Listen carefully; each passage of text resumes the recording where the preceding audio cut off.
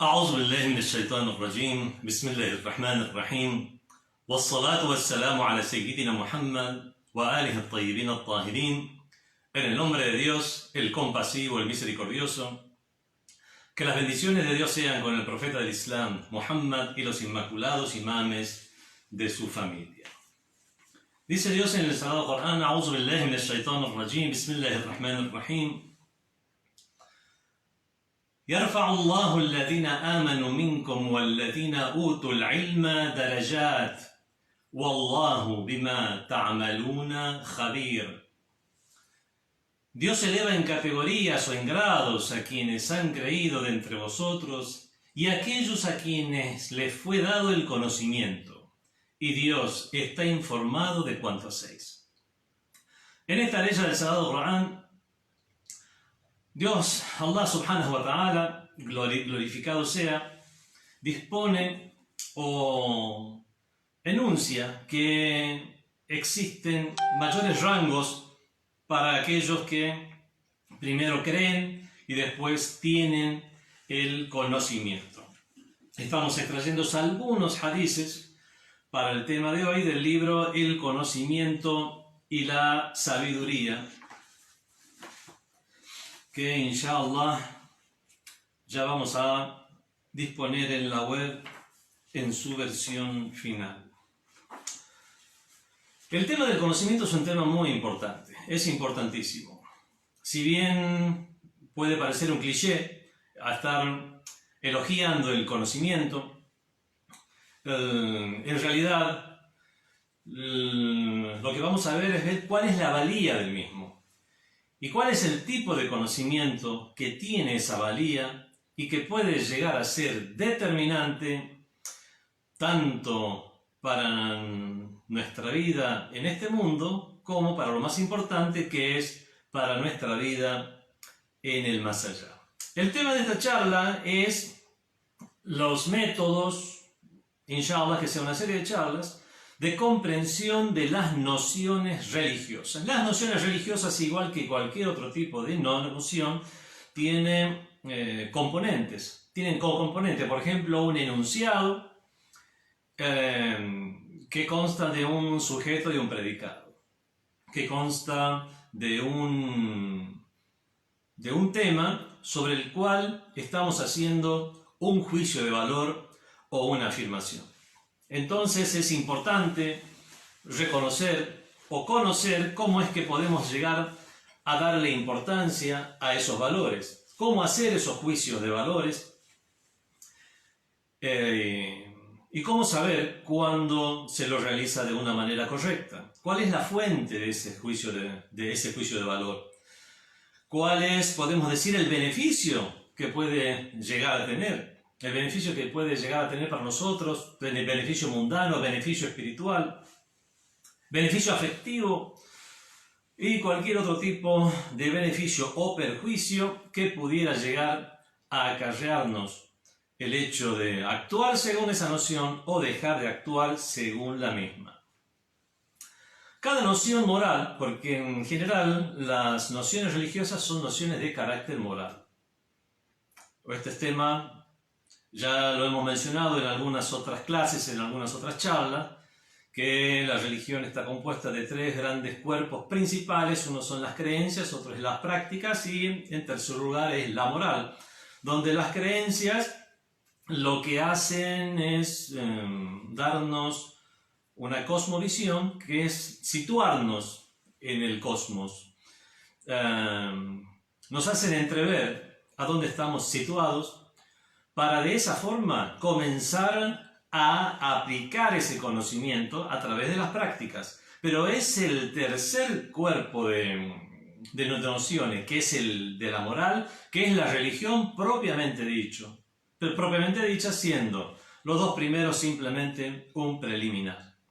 Es por eso que en este caso, por lo menos en el tema que nos incumbe, hablar de nociones religiosas o nociones morales, por lo menos en esta charla, serán sinónimos. Cada noción moral generalmente tiene componentes y es menester abordar la relación que existe entre esos componentes, como lo que ya dije sobre que hablamos sobre un tema y hacemos una afirmación sobre ese tema. Un sujeto y un predicado. Cada noción debe ser dilucidada, saber de qué estamos hablando, que no haya ambigüedades en eso que estamos hablando. Y no simplemente, lamentablemente en este tipo de temas como es la religión y algunos otros también, las personas no especializadas, las personas que pueden llegar a tener una curiosidad respecto a este tipo de temas y leer a veces respecto al mismo, pueden llegar a creer que tienen ya la suficiente autoridad como para emitir un juicio de valor sin haber dilucidado los componentes de las nociones con las que se están manejando. Es muy importante dilucidar estas nociones, ver cómo funciona la relación, en este caso, de este vínculo, de este sujeto con este predicado, esta afirmación con respecto a este tema sobre el cual estamos hablando. Ahora vamos a llegar al tema de los ejemplos y vamos a comprender mucho mejor. Esto es importante, el tema de la dilucidación. Es dilucidando, quedando en claro la noción, quedando en clara esta noción, este concepto religioso, que es donde podemos llegar a emitir un juicio de valor que pueda llegar a ser legítimo. Y eso va mucho más allá de una curiosidad o hobby de fin de semana, sino que cuando ya comienzan a tratarse las nociones religiosas desde este aspecto, es que puede llegar, si bien esto es una teorización, eso puede llegar a convertirse en vivencia y es el ideal. Es importante entonces este tema de la dilucidación para la aplicación de las enseñanzas de la religión en la vida y por otro lado como preliminar para generar más conocimiento. Dijo el imam Ja'far Sadiq alayhi salam: "Man amila bima alim warrathahu Allahu ilma ma lam ya'lam." Quien actúa en base al conocimiento que sabe o al conocimiento que tiene, Dios le infunde el conocimiento de lo que no tiene. De diversas maneras, en la forma de inspiración, en la forma de noticias en apariencia casuales, etc.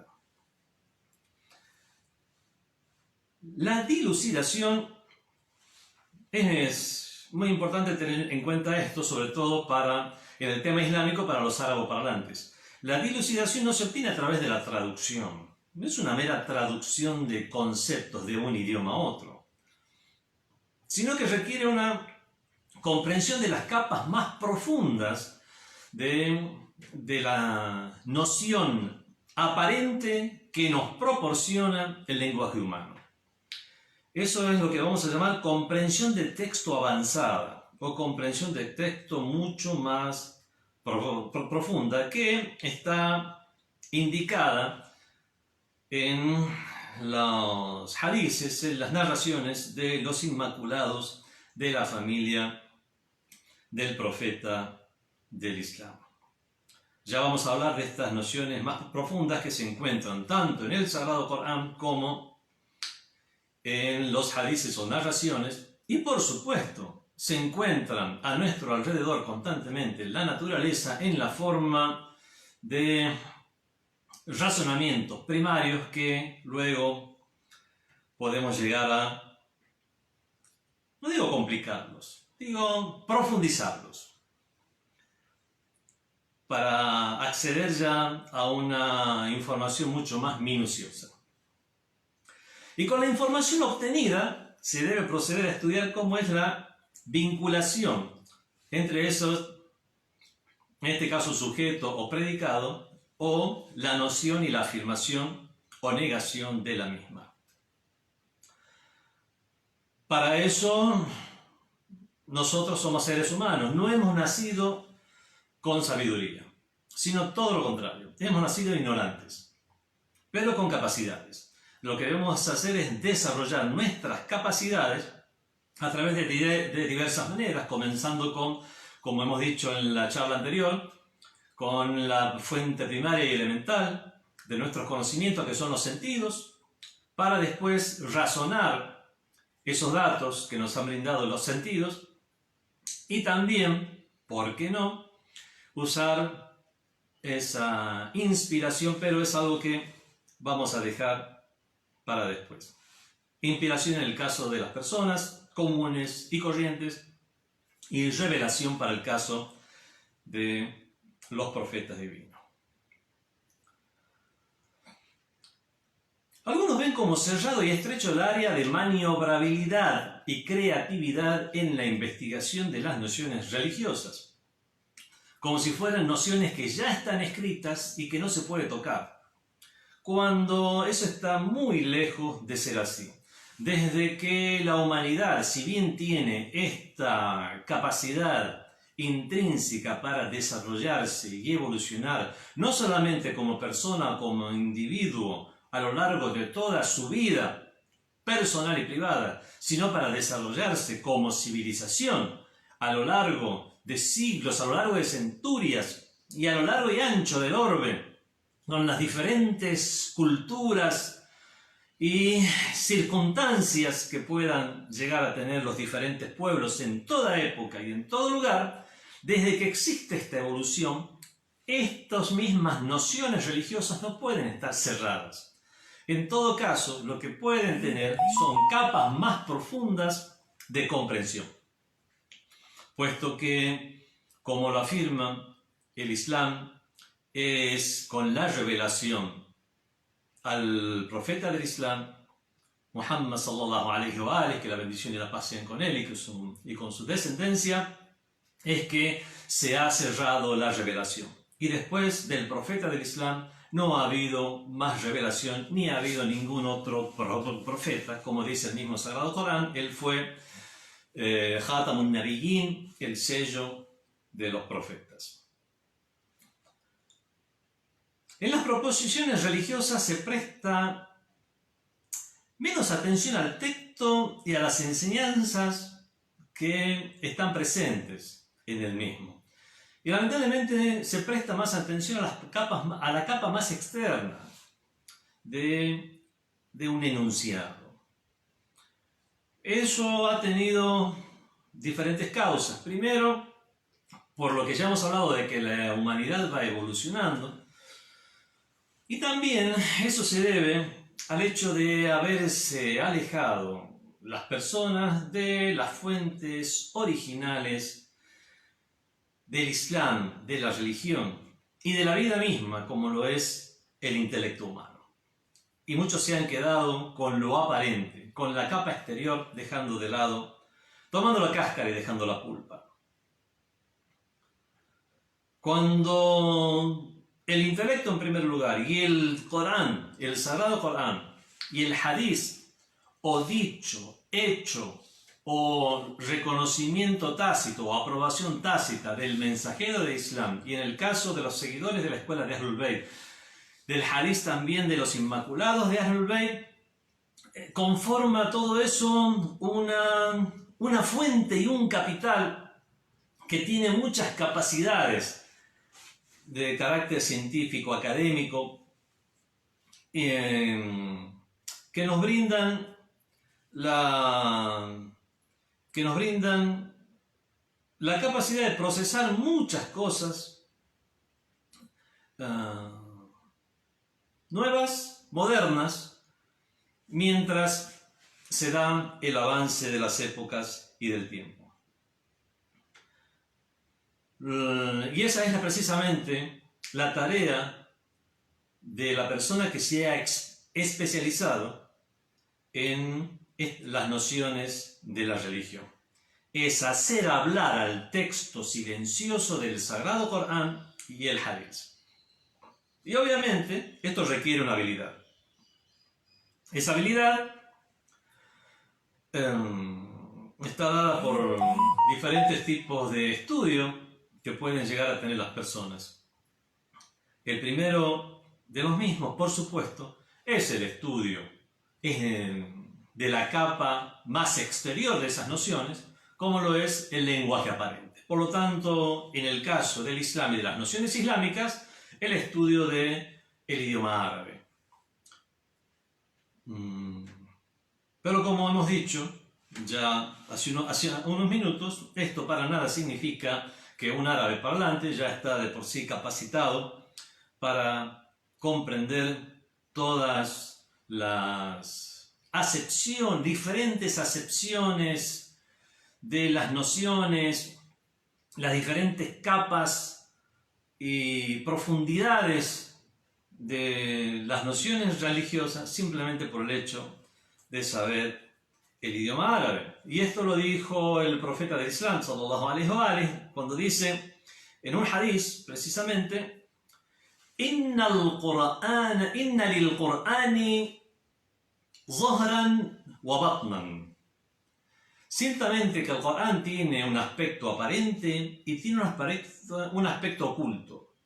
وَلِبَطْنِهِ بَطْنًا. Y cada aspecto oculto tiene otro aspecto oculto. Y la sab'ati abtunen. Hasta 7 aspectos. Hasta 7 aspectos ocultos. En otra narración se menciona y la sab'ina batnan. Hasta 70 aspectos ocultos. E incluso hay una narración donde se dice y la sab'ina alfa batnan. Hasta 70.000 aspectos ocultos. Donde una narración no contradice la anterior, sino que en todo caso lo que está haciendo es profundizar o siendo un ejemplo vivo de esa profundización de la cual a la cual el mismo hadith se está refiriendo. Dijo, este era un hadith del profeta del Islam, dijo el imam Ali ibn Abi Talib alayhi salam: escuché al mensajero de Dios decir: ليس من القرآن آية إلا ولها ظهر وبطن. No hay en el Corán ninguna ley sin que tenga un aspecto aparente y un aspecto oculto. وما من حرف إلا وله تأويل. Y no hay letra de cada una de las letras independientes. No hay letra del Sagrado Corán que no tenga un ta'wil. Vamos a decir interpretación en general para no entrar en otro tema. Entonces el significado de esta comprensión más elevada, comprensión superior de las diferentes capas de las nociones religiosas es descubrir las diferentes leyes de carácter académico, científico, ocultas en el texto. Y este es uno de los principios fundamentales de las proposiciones religiosas del Corán y el Hadith. Para eso, en los diferentes temas que puedan estar siendo abordados por el Sagrado Corán o por el Hadith, eso necesita un desglosamiento del tema. Es la primera etapa que se debe realizar, obviamente teniendo todos los preliminares, entre los que se encuentran, por supuesto, el acceso a las fuentes, el conocimiento del idioma árabe de manera académica, de manera analítica, conociendo las diferentes disciplinas del idioma árabe, como lo es el sarf, o sea, la morfología, los diferentes estados de las palabras, el sarf, el nahu, la sintaxis gramatical, los diferentes estados ya no de la palabra, sino de la oración, de las frases. Ilm al-ishtiqaq es la etimología de las palabras. Conocer la ciencia o la disciplina de los awamil. El awamil son todos aquellos elementos que provocan las diferentes, que al estar asignadas las palabras de una manera en particular en una frase les dan una u otra declinación gramatical. Bueno, no vamos a entrar en detalles sobre eso. Y así ciencias o disciplinas relacionadas a la retórica árabe, incluso la poesía, el conocimiento de los usos de las palabras, tanto en la época de la revelación o en las diferentes épocas donde fueron transmitidos los hadices, en nuestro caso, en el caso de los seguidores de la escuela de Ahlul Bayt, la evolución que tuvo el idioma árabe, incluso en los 250, 300 años, 300 y tantos años, donde hemos tenido hadices de los inmaculados de la familia del profeta del Islam y cómo usos de algunas palabras en los albores del Islam pueden haber cambiado a lo largo del tiempo. Para eso se estudia también poesías, الشعر والأشعار والشعراء, la poesía y los poetas. Los poetas de antes del Islam, los poetas después del Islam y los poetas que son los llamados al-Muhadramun, que son los que fueron contemporáneos tanto en la época islámica como en la época preislámica. Y muchas otras disciplinas más que podemos entonces recién tener los elementos para hacer un análisis semántico de las nociones religiosas. Y para estas nociones necesitamos, por supuesto, otras ciencias introductorias más, como es las ciencias del Corán, las ciencias del Hadith, los transmisores de los hadices, para de esta manera ver qué tanta acreditación se le puede dar a las diferentes narraciones, para a partir de ese nivel de acreditación ir conformando el edificio o estructura de las creencias, las prácticas y las nociones religiosas en general, para recién a partir de ahí comenzar a desglosar el tema. Por lo tanto, es una introducción bastante importante. Y no es solamente saber hablar en árabe, como algunos pueden llegar a pensar. Vamos a dar un ejemplo de cómo debemos abarcar un hadith. Por ejemplo, dijo el profeta del Islam, sallallahu alaihi wa alihi, que la bendición y la paz sean con él y con su familia: Husnul khulq yuthbitul mawadda. El buen carácter afianza el cariño. Bueno, parece una noción moral, religiosa, bastante común, muy buena, pero para nosotros poder llegar a comprender todas las aristas que puede llegar a tener esta frase tan positiva, tan buena, que fomenta el buen carácter entre las personas, es haciéndole ya un desglosamiento de los diferentes elementos que tiene en apariencia simple hadith. Tenemos primero el elemento o el sujeto, que es el buen carácter, sobre el cual hacemos la afirmación de que afianza el cariño. Entonces tenemos el husnul khulq. ¿Qué es el husnul khulq? Es el buen carácter. ¿Qué otros hadices? ¿Qué otras narraciones? ¿Qué otros ejemplos o testimonios del Sagrado Corán y de la cultura en general, lo que existe tanto en la literatura islámica, no islámica, árabe, no árabe, en las diferentes civilizaciones acerca del tema del buen carácter, y qué tipo de influencias ha tenido el buen carácter en esas otras culturas, además del Islam, y a lo largo de las épocas? Eso puede para nosotros ser muy beneficioso, como para poder llegar a ver si eso es una estipulación de la Sharia o ley islámica, o estamos hablando de algo relacionado al sentido común de los seres humanos en todo tiempo y en todo lugar, algo que más tiene que ver con la fitra o naturaleza primigenia de los seres humanos. Y de esa manera reconoceremos la primera parte de este enunciado como es husnul khulq, el buen carácter. Y a partir de aquí comenzamos a analizar la afirmación que afianza el cariño. ¿Por qué afianza el cariño? Entonces ya comenzamos a preguntar el cómo. ¿Cómo es que afianza el cariño? ¿Y por qué afianza el cariño? ¿Tiene algún sentido esta noción? ¿Puede llegar a proveernos algún beneficio en nuestra vida? ¿Ese beneficio es de carácter mundano o es de carácter espiritual? ¿O los dos? Y de esa manera, algo tan simple como que un hadith del profeta del Islam, como que el buen carácter afianza el cariño entre las personas, es algo que puede llegar a ser incluso tema de una tesis donde se puede abordar el tema desde el punto de vista histórico, antropológico, semántico, religioso, escatológico, cuáles son las consecuencias para el más allá, desde el punto de vista también secular y mundano, cómo puede llegar a tener esto muchos beneficios, incluso en algo tan mundano como las operaciones comerciales.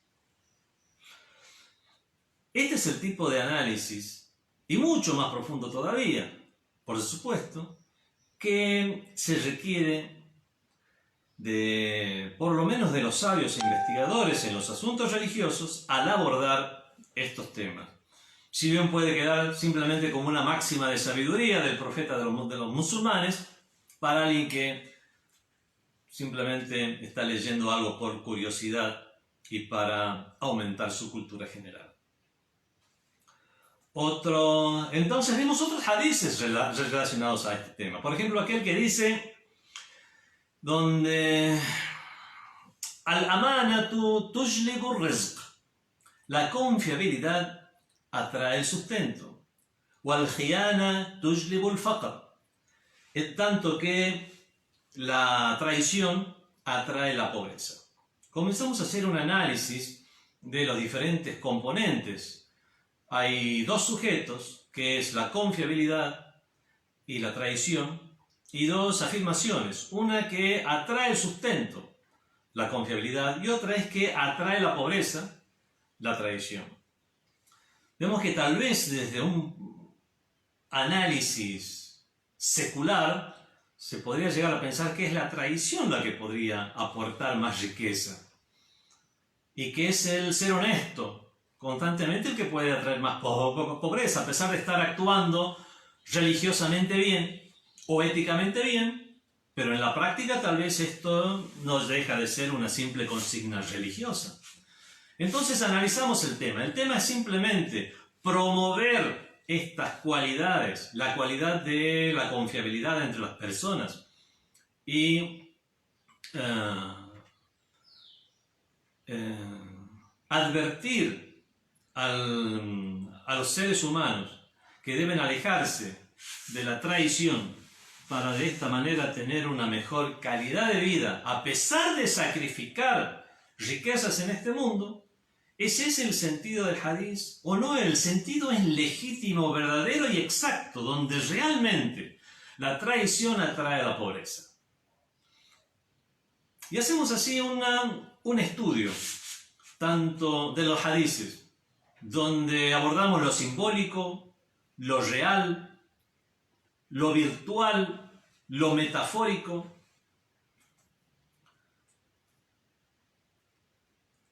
Vemos los enunciados si tienen un carácter discursivo, emocional, emotivo, o tienen un carácter informativo, descriptivo. No podremos llegar a comprender todas las aristas que presenta este otro hadith también tan simple y tan simpático, por decirlo de alguna manera, para los no estudiosos, pero tan profundo para aquellos que realizan un análisis de los textos religiosos en profundidad, ni siquiera tan en profundidad. Dijo el Imam Ja'far Sadiq alayhi salam: la isha ahna min husn al-khulq. La isha es como decir la ilaha illallah, no hay divinidad más que Dios. Esa es una forma y una estructura en el idioma árabe donde este la, este no, es un no de negación de género. No hay divinidad en absoluto más que Dios. La ilaha. No decimos la ilahon. No hay un Dios, sino dos. No, astaghfirullah. No hay dioses, o no hay Dios alguno. No hay Dios en absoluto, no hay divinidad en absoluto más que Dios. Aquí, la isha, no dice no hay una vida. No hay vida en absoluto. La isha, esta partícula de negación, está usada aquí como se dice en árabe de nafi al-jins. Es para negar la especie o el género del sujeto de la negación. No hay ningún tipo de vida. No hay vida en absoluta. En absoluto. Ahna, más agradable, min husn al-khulq, que la vida aquella que es llevada en base al buen carácter. También hacemos el mismo tipo de análisis que podíamos haber hecho que hicimos en el hadith anterior. Esto es simplemente una consigna, es un ideal al cual queremos empujar a la gente, porque se puede llegar a pensar que la vida más agradable a lo mejor puede estar dada por el confort que puede brindar el dinero, las buenas relaciones con los poderosos. Eso podría brindar una vida más agradable. Entonces comenzamos a desglosar las diferentes partes del hadith. ¿Qué significa agradable? ¿Qué es agradable? Realmente agradable es algo que tiene que ver únicamente con lo mundano, e incluso si únicamente tuviera que ver con lo mundano, tenemos que dejar de lado el aspecto ético mundano, no ético espiritual, que es la moral. E incluso dejar de lado el aspecto ético para considerar que una vida es agradable o no. No hay vida más agradable que la basada en el buen carácter. El hadith, no recuerdo si lo dije, es del imam Ja'far Sadiq alayhi salam. Siguiendo con este tipo de hadiths relacionados al buen carácter, dijo también el imam Ja'far Sadiq alayhi salam: Man sa'a khulquhu 'azzaba nafsah. Aquel que tiene un mal carácter, 'azzaba nafsah, se ha castigado a sí mismo, se ha atormentado a sí mismo, se hace mal a sí mismo.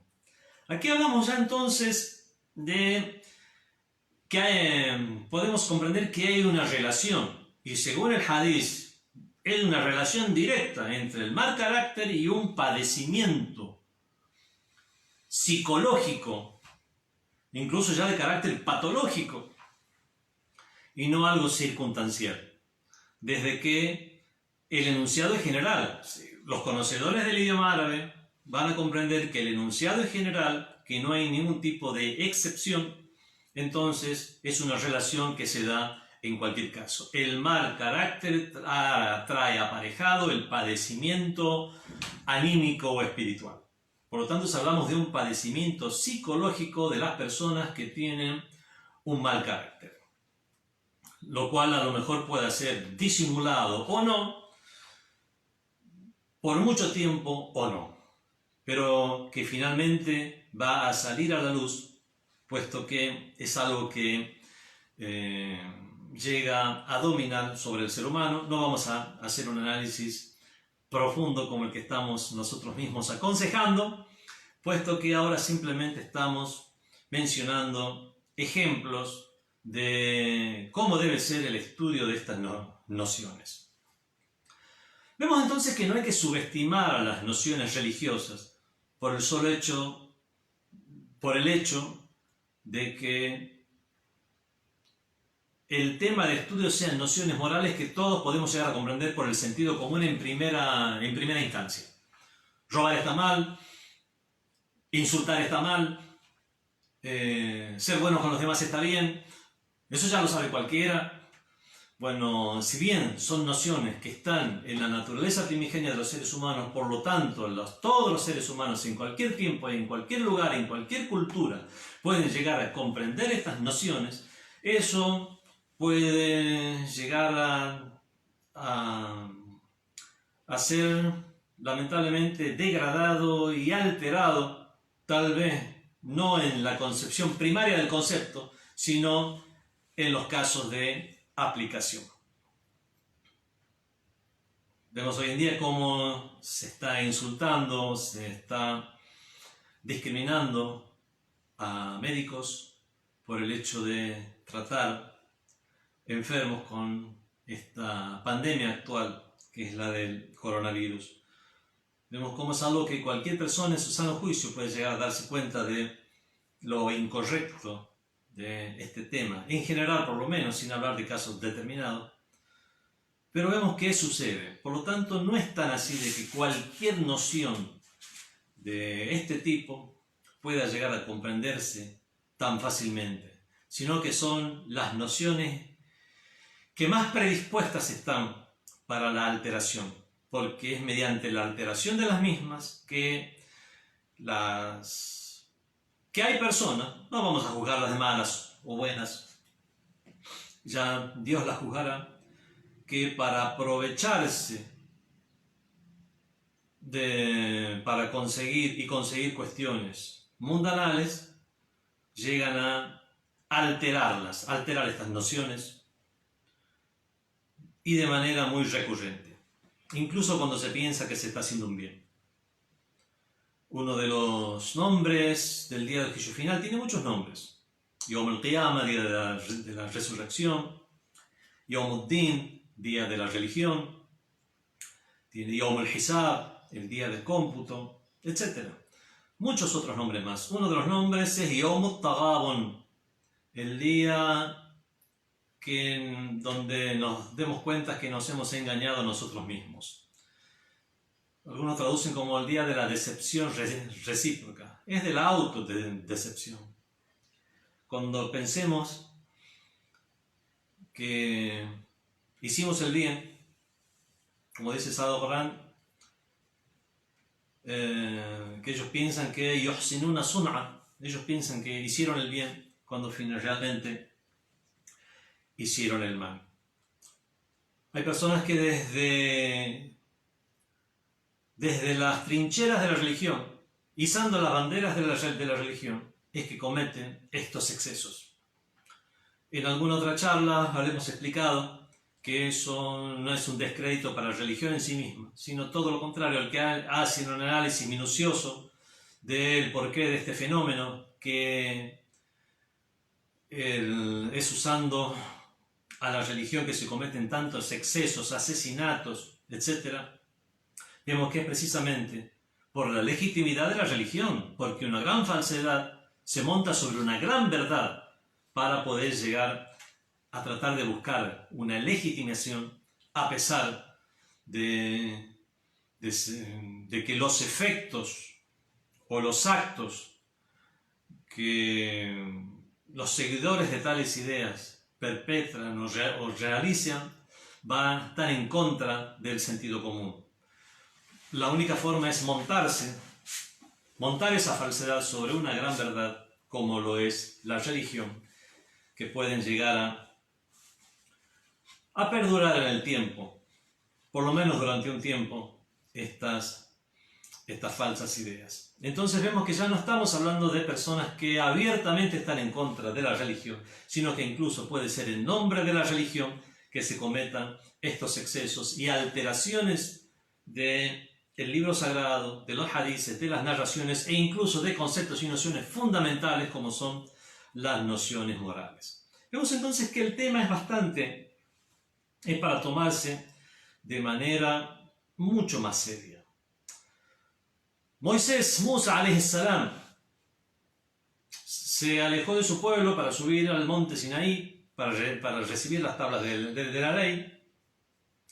Estando allí, Dios le ordenó quedarse 10 días más, y al volver a su pueblo, él había dejado encargado a su hermano Aarón, alayhi salam, con él sea la paz, y vio que la gente, los hijos de Israel, se habían alejado de la religión en tan solo unos cuantos días, llegando a adorar el becerro. La famosa historia de la adoración del becerro por parte de los hijos de Israel, después de haber sido salvados de la esclavitud en Egipto, después de haber sido testigos de todos los milagros realizados por Moisés, por Musa alayhi salam, tanto en el mismo Egipto como durante su travesía por el desierto. Y vemos que aún así, estas personas, por diferentes cuestiones, en la mayor parte de las personas, por su ignorancia, es que cayeron en la idolatría del becerro. Pero aquellos propulsores de tal acto de aberración, más que por ignorancia fue por cuestiones y beneficios de carácter mundano. Entonces Moisés le dijo a su hermano Aarón: «Oh hijo de mi madre, ¿qué ha pasado? ¿Por qué? ¿Qué es lo que has hecho mientras yo te he dejado a cargo?». Entonces le responde Aarón, como dice el Sagrado Corán: «Inna al-qawma istad'afuni wa kadu yaqtulun». Ciertamente que la gente me ha avasallado y por poco me asesinan. Vemos que existen razones entonces por las cuales estas nociones pueden llegar a ser alteradas. Primero, la falta de comprensión de las mismas, por ignorancia. Después, a pesar de haber sido comprendidas, el hecho de avasallar ya ni siquiera a las buenas personas comunes y corrientes, sino incluso un profeta de Dios como lo fue Aarón. Y a pesar de él tener el dominio y la autoridad, dejar de lado ese dominio o dejar de lado esa autoridad que emanada de manera divina y seguir los propios caprichos, algo que lamentablemente en la historia de las religiones es algo que no se ha restringido a este caso en particular del profeta Aarón, sino que se ha dado incluso también en el Islam inmediatamente después del fallecimiento del profeta, sallallahu alaihi wa alihi. Las nociones religiosas pueden llegar a son verdad. De las nociones religiosas acreditadas por el intelecto, el Corán, las narraciones que han sido sujetas a todo este análisis de cadena de transmisión, semántico, etcétera, sobre lo cual hemos hablado, y aún así pueden no llegar al interlocutor. A veces el impedimento está en el interlocutor mismo, que se ha creado una barrera basada en la ignorancia, en los prejuicios, en haber sido envenenada su mente con respecto a las nociones correctas.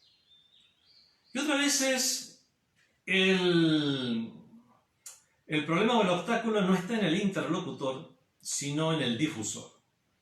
Y es no difundir estas nociones de manera correcta. Dijo el octavo de los imames, Ali ibn Musa alayhi salam, dijo una vez: «Rahimallahu abdan ahya amrana», que Dios tenga misericordia de un siervo que vivifica nuestros asuntos. El narrador dice: «Fakultu, wa kayfa yuhya amrukum», ¿cómo es que son vivificados vuestros asuntos? Qal, respondió el imam: «Yata'allamu ulumana», aprende nuestras ciencias, wa yu'allimaha an-nas, y las enseña a la gente. Fa inna an-nas, esa es la forma de revivir los asuntos de Ahlul Bayt, de la familia del profeta. Fa inna an-nas, continúa el imam, law alimu mahasina kalamina lattaba'una, ciertamente que si la gente conociera las bondades de nuestras palabras, nos seguirían. Muchas veces no transmitimos las bondades de las palabras de Ahlul Bayt. Y lo que hacemos es querer transmitir de una manera impuesta una noción. Y es precisamente por la falta de conocimientos, por el difusor carecemos de una noción correcta, completa, global del concepto que queremos transmitir. No hicimos un desglose de ese concepto, como para poder reconocer cada una de sus partes y ver cuál es el beneficio que tiene esa noción, y de esa manera poder transmitirla a las personas de manera que sea aceptada, porque quien acepta algo es porque ve un beneficio en eso que va a aceptar. A veces lo que se hace es tratar de imponer. No necesariamente imponer por la fuerza. Se impone a través, por ejemplo, a través del discurso emocional y afectivo,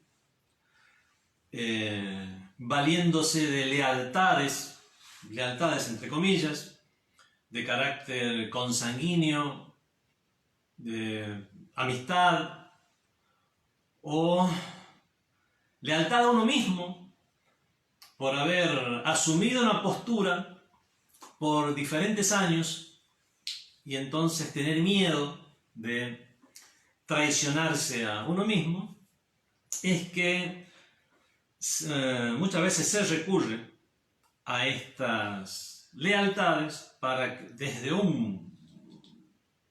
partiendo desde un punto de vista emocional, afectivo, extorsivo, simplemente imponer una noción sin desglosarla.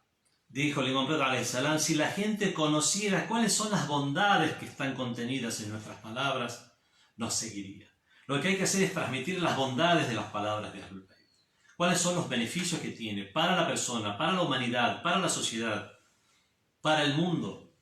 Y de esta manera nos vamos a llegar a percatar que seguir las enseñanzas de Ahlul Bayt con todos ellos, sea la paz, es una de las maneras más directas, sin entrar en laberintos intelectuales en los cuales tal vez lleguemos a perdernos a pesar de nuestra capacidad, adquiriendo nociones correctas y valederas, pero dejándonos un alto grado de ambigüedad en algunas nociones que podrían acercarnos más certeramente a la fuente legítima establecida por la tradición religiosa. Y seguir siendo un buen, correcto ser humano, pero alejado de una serie de verdades que pueden llegar a ser fundamentales en nuestra trascendencia como seres humanos. Han quedado muchos otros temas más, que es la forma de explicar esas nociones religiosas, determinar los componentes, identificar las características de los componentes que integran las afirmaciones o nociones religiosas, cuáles los diferentes métodos, el análisis con el Sagrado Corán, en este caso, las nociones islámicas, comparar las narraciones siempre teniendo como referente al Sagrado Corán, que es el único texto inalterado, ya no solo dentro del mismo Islam, sino que incluso en las diferentes religiones, el único texto sagrado del cual no existe más que una sola versión es precisamente el Sagrado Corán. Y muchos otros hadices del profeta del Islam que nos enseñan a reconocer los diferentes aspectos de los hadices, las narraciones, cómo existe un aspectos que son inmutables, como las nociones morales primarias que no van a cambiar nunca, a pesar de la evolución y desarrollo tecnológico y evolutivos de la civilización. No va a llegar un momento en el cual cambie el concepto de tradición y de tradición sea algo querible, por ejemplo. No, hay conceptos que van a permanecer tal como están. De la misma manera, hay nociones que son permanentes, inamovibles, pero hay otras que son variables. Estas nociones que son variables se encuentran generalmente en el plano de las prácticas y puede llegar a confundir al seguidor o persona religiosa menos instruida, que puede no llegar a comprender o a distinguir entre los aspectos inamovibles y los variables de la religión,